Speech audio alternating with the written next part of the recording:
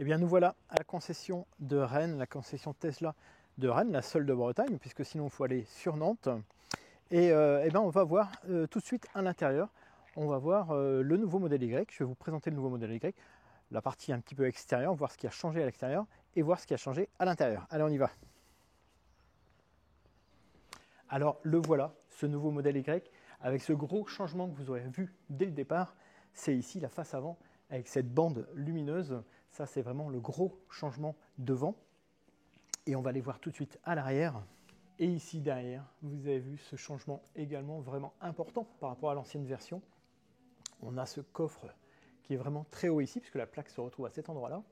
On a cette fameuse bande lumineuse avec en signature Tesla et la caméra qui est un petit peu plus haut ici.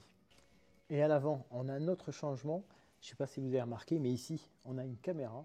Ça, c'est vraiment un truc qui manquait sur l'ancien modèle. Alors, dans le coffre ici, pas grand bouleversement. Mais par contre, on a un petit truc qui est un petit peu différent. Vous vous souvenez, sur l'ancien modèle, on pouvait rabattre les sièges avec un bouton à l'arrière. En fait, quand on appuyait dessus, ça déclenchait le siège qui tombait de lui-même. Il fallait le remonter à la main ensuite pour le faire revenir en position initiale. Alors, petit changement ici, puisque désormais, si on vient appuyer dessus, c'est une descente électrique. Pareil pour l'autre, hein, c'est toujours du 2 tiers 1 tiers.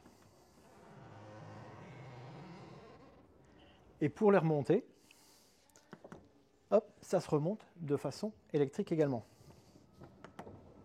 Donc voilà, ça c'est un petit changement. Bon, c'est un petit plus, mais c'est assez sympa à faire.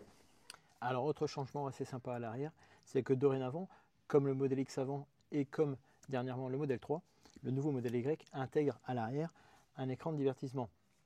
Alors, un écran de divertissement, certes, pour que les enfants, par exemple, puissent regarder Netflix, mais aussi pour régler, par exemple, les sièges chauffants. Ça, c'est un truc qui me manquait, c'est-à-dire que sur l'autre modèle Y, pour pouvoir régler le chauffage des sièges, il fallait le faire à l'avant. Donc, les personnes derrière devaient demander « Tiens, tu peux m'allumer mon siège, m'éteindre mon siège, etc. » Donc, dorénavant, ils peuvent le faire ici. Et ils peuvent aussi, puisque la banquette est électrique, jouer sur le dossier eux-mêmes pour s'installer correctement. Alors, le réglage de la banquette se fait également sur le côté, pas forcément sur l'écran. Il peut se faire ici. Et dernière nouveauté à l'arrière, je vais vous le montrer tout à l'heure à l'avant, c'est qu'on a désormais au niveau des portes une bande lumineuse.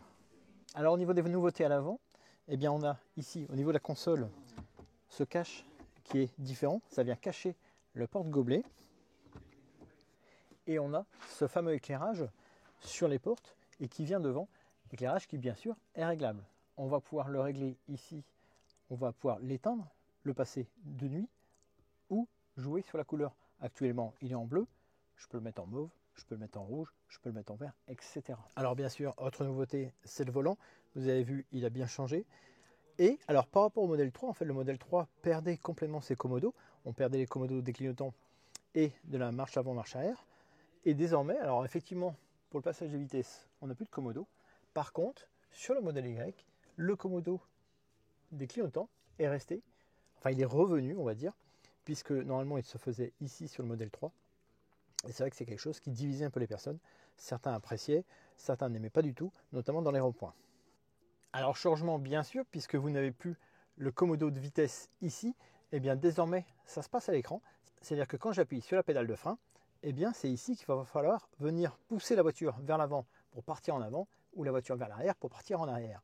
Alors pour ceux qui s'inquiéteraient d'avoir un problème avec l'écran et de ne plus pouvoir utiliser cette fonction, rassurez-vous, on va avoir ici, près de l'effet de détresse, le P et le R pour pouvoir l'utiliser en cas de dysfonctionnement de l'écran. Alors autre changement, vous avez vu, la planche de bord a complètement changé ici. On a toujours l'aération en dessous, bien sûr, mais on a cette petite feutrine, on va dire, qui vient ici. Donc tout ça, ça a changé. La boîte à gants a légèrement changé. Si j'ouvre ici la boîte à gants, voilà, on a une boîte à gants un peu plus fine au niveau de la porte. Bon, voilà, merci beaucoup à la concession de Rennes de m'avoir laissé filmer à l'intérieur.